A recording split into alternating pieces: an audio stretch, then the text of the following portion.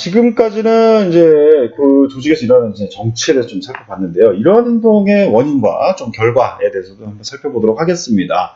예, 정치적 행동을 유발한 요인에 대해서 먼저 살펴볼게요. 이 모든 집단 또는 뭐 조직, 예, 이런 데서 똑같이 정치인 건 아닌 거죠. 예를 들면 어떤 조직에서는 정치 행동, 예, 이런 것들이 공공연하게 이루어지고 만연되어 있는, 예, 반면에 또 어떤 다른 조직에서는 정치 행동이 뭐 결과에 아주 미미한 영향을 미치기도 합니다. 이런 차이가 왜 나타났을까요?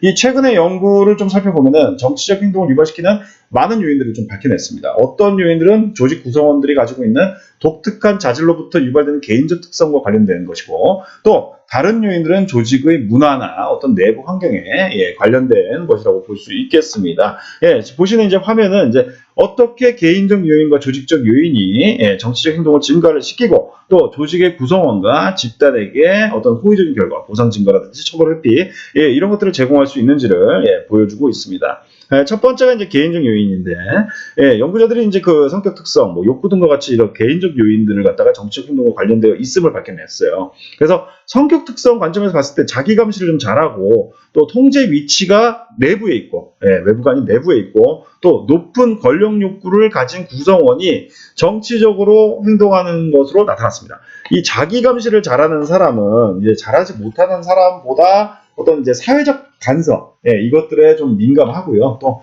사회적 수능을 좀 잘하고, 또 정치적 행동을 잘하는 그런 경향이 있다고 합니다. 그리고 이제 내부 통제 위치를 좀 가지고 있는 사람들 같은 경우에는 주변 환경을 자신이 좀 통제할 수 있다라고 믿기 때문에 자신의 어떤 그런 이익을 위해서 적극적으로 행동을 하고, 또 상황을 조작하려는 그런 성향을 보인다고 합니다. 그러니까 마키아벨리즘이 강한 사람들, 그러니까 이런 사람들은 이제 조작하려는 그런 의지와 권력에 대한 욕망이 많은 사람, 네, 이런 사람들이 자신의 이익을 증진시키기 위한 수단으로서 조직 정치를 쉽게 사용한다라는, 예, 사실이 있다는 것이죠. 예, 개인이 이제 조직에 투자한 정도, 또 지각된 대체안, 또 성공에 대한 기대가 이 비합법적인 정치 행동을 하는 정도에 영향을 미친다고 합니다. 예, 그래서 사람들이 미래의 조직으로부터 받을 혜택이 많다라고 생각할수록 퇴출될 경우 잃게 되는 것이 더 많아지죠. 이렇기 때문에 비합법적인 수단을 사용할 가능성이 낮아지는 것입니다. 반대로 선택할 수 있는 취업 기회가 많은 사람도 있죠. 예를 들면 구직시장이 굉장히 좋아요. 또는 희귀한 지식이나 뭐 기술을 가지고 있어요. 또 뭐 평판이 엄청 탁월하다든지, 뭐 영향력 있는 어떤 그 외부인들, 조직 외부에 있는 사람들과의 접촉, 예, 이러한 특성을 가지고 있으면 비합법적인 정치 행동을 할 가능성이 높다라는 것입니다. 그리고 이제 어떤 개인은 이제 단지 정치적 행동을 잘하기 때문에 그것을 하는 경우도 있어요. 예, 이런 사람들은 이제 대인 간 상호작용을 좀 잘 이해하고, 또 상황적 요구에, 예, 그들의 행동을 좀 맞추고, 또 네트워킹이 굉장히 뛰어나다는 것이죠. 이런 사람들이 이제 흔히 정치적 노력에 대해서 간접적으로 보상을 받습니다. 예를 들면은 중국 남부에 있는 한 건설회사에서 이제 수행된 연구인데, 정치적 스킬이 아주 우수한 그런 부하 직원이 상사로부터 포상 추천을 받을 가능성이 더 많고, 또 정치적 성향이 있는 상사가 정치적 스킬이 우수한 부하 직원에게 긍정적으로 반응하는 경향이 있다라는 것을 좀 밝혀낸 바가 있습니다. 그리고 이제 또 세계 여러 나라에서 수행된 다른 연구들을 보면은 높은 수준의 정치적 스킬이 높은 직무 성과 인식과 관련이 있다는 것을 보여주고 있다는 것이죠. 또 조직적 요인도 있습니다. 이 개인적 차이가 이제 정치적 행동에 영향을 미치는데요. 또 어떤 상황과 문화가 정치를 증진시킨다는 증거가 아주 강력하게 제시되고 있습니다. 특히 이제 조직 자원이 감소하고 있을 때, 예, 기존의 어떤 자원 패턴이 변하고 있을 때, 뭐 승진 기회가 있을 때 이런 정치적 행동이 나타나는 경향이 있다고 합니다. 예, 자원이 감소되면 사람들은 이제 가진 것을 보호하기 위해서 정치적 행동을 하죠. 또 이 조직의 어떤 모든 변화들, 예, 특히 이제 조직 내 자원의 어떤 획기적인 재분배를 의미하는 그런 변화들, 예, 이런 경우는 이제 갈등을 좀 자극을 하고 정치적 행동을 증가시키죠. 낮은 신뢰, 뭐 역할 모호성, 불확실한 어떤 성과 평가 시스템, 예, 제로섬 보상 분배 제도, 뭐 민주적 의사결정, 높은 성과 압력, 뭐 이기적인 경영자들이 있는 그런 문화에서 정치적 행동이 나타날 가능성이 굉장히 높습니다. 정치적 활동은 이제 구성원의 공식적 역할이 아니기 때문에 역할 모호성이 클수록 또 구성원들은 아무도 모르게 정치적 활동을 더 많이 할 수 있다는 것이죠. 역할 모호성은 이제 구성원에게 요구되는 행동이 명확하지 않다는 것을 의미를 합니다. 이러한 상황에서는 구성원의 정치적 행동의 범위와 기능에 대한 그런 제약이 있죠. 이게 굉장히 적습니다. 이 제로섬 접근 방법이 있는데 조직 문화가 이제 제로섬 또는 승자 패자 이런 접근 방법을 강조할수록 구성원에게는 이제 정치적 행동에 대한 동기가 더 많이 유발이 되죠. 그래서 제로섬 접근 방법에서는 이제 보상이 좀 고정되어 있는 것으로 좀 간주를 하다 보니까 이 한 개인이나 집단이 확보한 이득은 이 다른 개인이나 집단을 희생시키고 얻은 것입니다. 그래서 내가 이기면 다른 사람은 져야 되는 이런 상태인 거죠. 임금 인상에 의해서 예를 들면 1억 5천만 원 이렇게 있는데 이 사람 이걸 갖다가 5명 구성원들한테 분배된 상황이에요. 그러면은 예를 들면 그 중에서 한 3천만 원 정도를 받는 이런 사람이 있어요. 그런 구성원들 같은 경우에는 다른 구성원들부터 그만큼 뺏어오게 되는 것이죠. 그리고 이제 조직 간 요인도 있습니다. 예, 조직 간 요인은 이제 조직 사이의 관계에서도 이제 정치적 힘이 이제 작용을 하죠. 이 조직 문화에 따라서 정치적 행동의 효과가 다르게 나타납니다. 한 연구에 따르면은 매우 정치적 환경을 가진 그런 두 조직이 서로 상호작용할 때 그들 간의 어떤 정치적 상호작용은 협력적 프로젝트 수행에 아주 해를 끼칩니다. 반면에 이제 내부 정치 행동이 적은 기업들이 서로 상호작용을 하면은 그들 간의 어떤 논쟁은 협력적 프로젝트 수행에 방해되지 않아요. 이 연구는 이제 기업이 내부 정치 행동을 많이 하는 조직과 제휴를 맺을 때 조심해야 된다라는 것을 의미를 합니다. 그러면 이런 조직 정치에 대해서 어떻게 대응할 수 있는가 그 방법도 좀 살펴볼게요. 정치적 기술이 이제 뛰어나지 않거나 정치 게임을 하고 싶어 하지 않는 대부분의 사람, 이런 사람들한테는 직무 만족이 떨어지고, 갈등과 스트레스가 높아지고, 이직률도 높아지고, 성과 감소, 이런 그 부정적인 결과가 나타나는 경향이 높습니다. 그렇지만, 강력한 증거는 이제 조직 정치에 대한 지각이 직무 만족과 아주 부정적인 관련성을 가지고 있다는 것을 보여주고 있어요. 이 정치적 행동은 구성원의 어떤 성과 하락을 좀 처리할 수 있고요. 왜냐면은 이게 이제 구성원이 정치적 환경을 불공정하다고 이제 지각을 하고, 그로 인해서 동기가 좀 저하되기 때문일 겁니다. 이 정치적 행동이 통제할 수 없을 만큼 많아지면 이제 구성원들이 직장 그만둘 수도 있습니다. 정치적 행동의 부정적인 효과는 대부분의 어떤 문화에서 보편적으로 나타나는 것 같아요. 나이지리아에서 어떤 연구가 있었는데 이 두 기관의 구성원은 이 자신의 작업환경 정치적으로 생각할 때 더 높은 직무 불안을 느끼고요. 동료를 도우려고 하지 않는 그런 경향을 보이기도 했습니다. 이런 이제 개도국들, 이런 작업 환경이 아마도 선진국보다는 더 애매모호하고, 그래서 더 정치적이고 또 정치적 행동의 부정적 결과도 나타나는 것이겠죠. 네.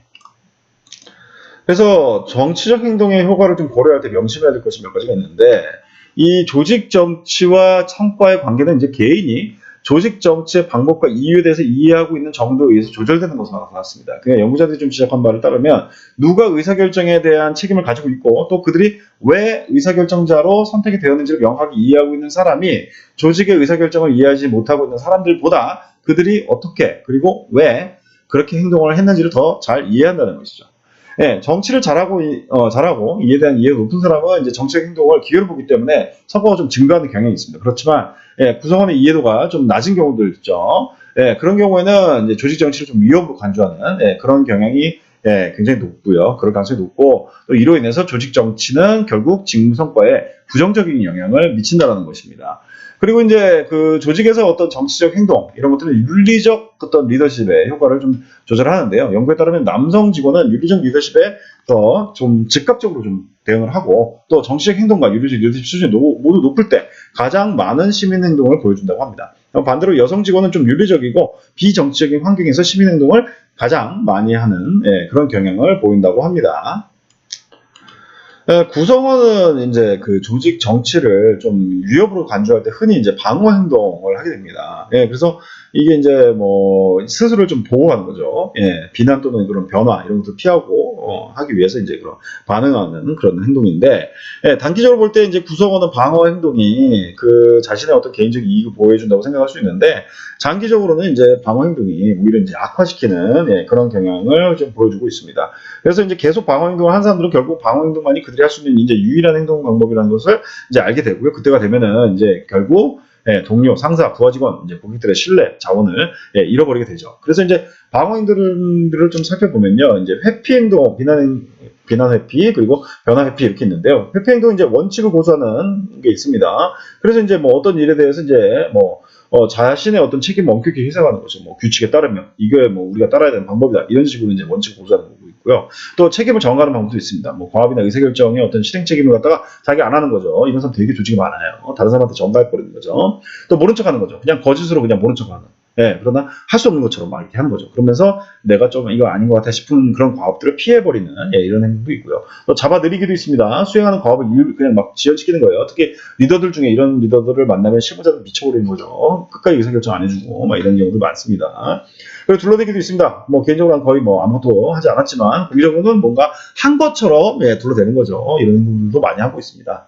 예, 비난 회피도 있는데요. 드러내기입니다. 이것은 이제 비난을 피할 수 있는 좋은 방법이에요. 그래서 완벽하다. 이것은 완벽하고 철저하다 이미지를 심어주기 위해 활동을 정확하게 설명하려는 행동을 말하는 것이죠. 그리고 조심하는 것도 있습니다. 비효율적으로 보이는 상황 자체를 피해버리는 거예요. 그래서 이런 행동에서는 이제 성공 가능성이 높은 프로젝트만 하고 또 위험 있는 의사결정은 상사의 승인을 받아서 하고 이게 실무자로서 굉장히 생존하기 되게 좋은 방법이죠. 자신의 의견을 약하게 표현하고 갈등 시에도 중립적인 입장을 취하는 이런 조심하는 행동들. 보통 대기업에서 오래가는 사람들이 이런 사람들이 많아요. 그리고 이제 정당화하는 방법도 있습니다. 부정적인 결과에 대해 자신의 책임을 줄이기 위해서 설명을 하거나 또 사죄해서 후회하고 있음을 보여주는 뭐 이런 것들도 있고요. 또 책임을 전가하는 방법도 있습니다. 부정적인 결과를 책임이 없는 외부인 탓으로 돌리는 방법도 이것도 엄청 많이 보죠. 우리가 실생활을 하면서 또 허위 진술하는 방법도 있습니다. 왜곡, 윤색, 뭐 기만, 뭐 선택적 설명, 판단 흐리기, 뭐 이런 정보를 조작하는 이런 방법도 있습니다. 변화 회피하는 방법도 있죠. 예방하기가 있습니다. 위협적인 변화가 일어나지 않도록 그냥 예방하는 거. 그리고 자기 보호하는 겁니다. 자신이 통제하고 있는 정보, 기타 자원을 지켜요. 그렇게 해서 변화 과정에서 자신의 이익을 보호하는 방식으로 행동하는 이런 것들이 있습니다. 네. 또 굉장히 중요한 영역 중에 하나가 바로 인상 관리죠. 사람들이 이제 다른 사람이 자신을 어떻게 지각하고 평가하는데 대해서 계속 관심 갖죠.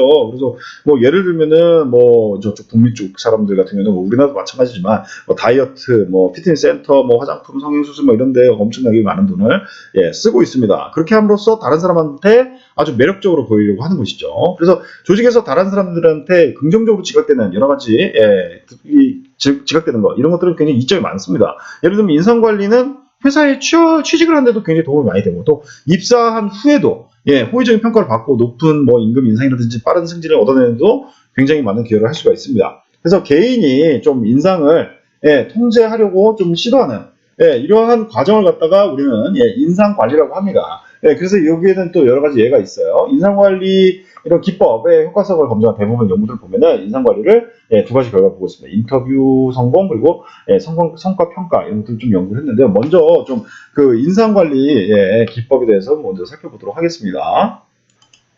먼저 인상관리 기법에 이제 동조가 있어요. 인정받기 위해서 이제 다른 사람의 견해에 동의하는 것으로 해서 이제 판심을 사는 거죠. 그래서 뭐 어떤 관리자가 이제 상사에게, 서부 지역 지점들에 대한 조직 개편 계획이 오고 있습니다. 저도 전적으로 동의합니다. 라고 말하는 것이죠. 저도 상사들한테 굉장히 많이 해봤어요. 그리고 호의도 있습니다. 호의는 이제 어떤 사람부터 인정받기 위해서 그 사람에게 이제 선심 쓰는 거, 이렇게 해서 환심을 사는 것이죠. 그래서 뭐 예를 들면 영업사원이 장래 이런 고객들 있잖아요. 그런 사람한테 이제 저희한테 오늘 밤에 이제 극장표 2장이 있는데 저희가 갈 수가 없어요. 그래서 가지세요. 대신 나중에 저랑 이야기할 시간 좀 내주세요. 이런 식으로 미래를 위해서 호의를 베푸는 것이죠. 그리고 해명도 있습니다. 어떤 심각한 어떤 공경에서 빠져나오기 위해서 그 상황을 야기한 어떤 사건에 대해서 설명하는 것, 이런 것이 이제 방어적 인사관리 기법이죠. 예를 들면 판매 관리자가 상사한테 우리는 그 신문에 광고를 제때 내지 못했다. 그러나 어쨌든 그 신문의 광고에 대해서 반응하는 사람이 아무도 없다. 라고 하면서 해명하는 것이죠. 이런 것도 있고 이제 사과도 있습니다. 바람직하지 않은 그런 사건에 대해서 책임을 인정하고 동시에 그 행동에 대한 용서를 구하는 것도 이제 방어적 인상관리 기법인 거죠. 그래서 이제 상사가 이제 부하 직원한테 죄송합니다. 보고서 작성해서 실수했습니다. 용서해 주십시오. 이것도 저도 지난 생활에서 엄청 많이 했었어요. 사과. 그리고 이제 자기 자랑도 있습니다. 자신의 장점을 강조하는 어떤 그런 반면에 자신의 결점은 좀 이렇게 약하게 하는 거죠. 그래서 자신의 업적에 대한 관심을 불러일으키는 거. 이게 바로 자기 중심적 인사관리 기법입니다. 예를 들면 영업사원이 그 상사한테 뭐 말할 때 이제 뭐 3년 동안 그 거래를 성취시키려고 누구는 성공하지 못했는데 나는 6주 만에 해냈다. 나는 우리 회사에서 최고다. 뭐 이런 게 이제 자기 자랑의 어떤 예죠. 그리고 강화도 있습니다. 예, 자신이 한 일을 갖다가 조직에 다른 사람이 생각하는 것보다 더 가치 있다고 주장하는 것이 이 강화인데요. 예. 뭐 예를 들면 잡지 기자가 뭐 편집자한테 얘기할 때 이 유명인사 이유를 다루는 내 기사 때문에 판별수가 많이 올랐다. 예, 라고 이제 이야기하는 거죠. 아첨도 있습니다. 어떤 자신을 갖다가 이제 지각력이 있고 뭐 호감 가는 사람으로 보이려고 하려고 다른 사람의 장점을 칭찬하는 이건 아주 공격적인 인상관리 기법이에요. 그래서 신입 영업사원이 이제 동료한테 고객의 불만을 그렇게 잘 처리해내다니 뭐 당신 진짜 대단한 사람이에요. 이게 아첨이에요. 이것도 이제 인상관리 기법이죠. 마지막으로 이제 신뢰가 있습니다. 예, 필요한 것보다 이제 더 많은 노력을 해서 자신이 얼마나 헌신적으로 열심히 하는지 보여주는 이제 공격적인 인사관리 기법인데, 예를 들면 어떤 구성을 막 늦게까지 일해요. 이때 내가 얼마나 오랫동안 일했는지 상사가 알 수 있도록 자신의 컴퓨터로 이제 이메일을 꼭 늦은 시간에 보내는 거잖아요. 이게 이제 신뢰입니다. 이러한 이제 인사관리 기법들이 있어요. 잘 사용하면 이제 조직에서 굉장히 인정받는 그런 사람이 될 수 있죠. 그래서 이제 인터뷰와 인상관리를 좀 보면요. 이제 기존 연구를 보면 입사 지원자들은 대부분 인터뷰를 하면서 이제 인상관리 기법을 사용해요. 그리고 그게 결과에 영향을 미칩니다. 이 상이한 인상관리 기법이 이제 인터뷰에서 얼마나 효과적인지 이해하기 위해서 이제 한 연구를 보면은 수천 개의 채용 면접에서 얻은 자료들을 좀 정리를 해서 인상관리 기법을 이제 외모 지향적 노력, 그러니까 전문가처럼 보이려고 하는 그런 노력, 그리고 명시적 전술이 있습니다. 면접관한테 이제 아부를 하거나 자신의 업적을 좀 자랑하는 그런 것도 있고, 언어적 암시도 있습니다. 긍정적인 용어를 좀 사용하고 일반적인 어떤 열정을 좀 보여주는 뭐 이런 걸로 좀 이렇게 그룹핑을 했어요. 그래서 모든 차원에서 봤더니 이 인상관리가 사람들의 성과를 예측할 수 있는 아주 강력한 요인으로 나타났는데, 여기서 좀 반전이 있습니다. 면접이 아주 잘 구조화됐어요. 그러니까 면접관의 질문이 미리 작성이 돼 있고, 지원자의 어떤 자질에 초점이 맞춰진 면접을 의미를 하는데, 이런 경우에는 인상관리 효과가 상당히 약하게 나타나더라 라는 것입니다. 그래서 인상관리와 같은 이제 조작적 행동은 모호하고 아주 비구조화된 면접에서 효과를 병하는 경향이 있더라라는 것입니다. 그리고 이제 성과평가 인사관리 측면에서도 있어요. 이 성과평가에서는 좀 결과가 좀 다르게 좀 나타나고 있는데, 아첨은 성과평가와 아주 긍정적인 관련이 있다고 합니다. 그래서 상사에게 아첨하는 사람이 더 높은 성과를 받는다라는 것을 의미를 합니다. 저도 실무자 생활할 때, 직장 생활할 때 상사한테 아첨 많이 했어요. 예, 인정 많이 받았죠. 예, 그렇지만은 자기 자랑은 좀 반대 결과 보입니다. 예, 자기 자랑을 하는 사람은 실제로 좀 낮은 성과 평가를 받아요. 그러니까 자랑질하지 말라는 거죠. 예, 그래서 이것을 뒷받침해주는 어떤 중요한 연구 결과가 있는데, 정치적 기술이 높은 사람은 인상관리를 이용해서 높은 성과 평가를 받을 수 있는 반면, 정치적 기술이 낮은 사람은 인상관리를 시도해서 피해를 보는 경향이 있다는 것입니다. 그러니까 이 정치적 기술이 낮은 사람은 자기 자랑 많이 한다는 얘기예요.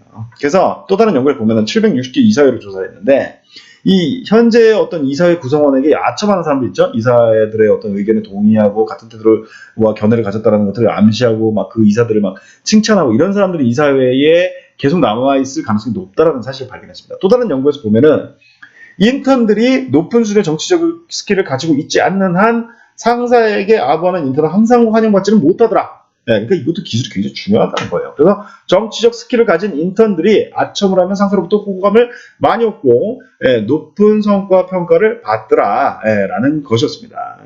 그래서 높은 수준의 정치적 스킬을 갖지 않으면 어설프게 아부 같은 거 하지 말라. 뭐 이런 것이죠. 그리고 이제 문화와 인상 관리가 있습니다. 이 정치 반응에 대해서 이제 이런 결론들, 이런 것들이 세계적으로 타당하느냐.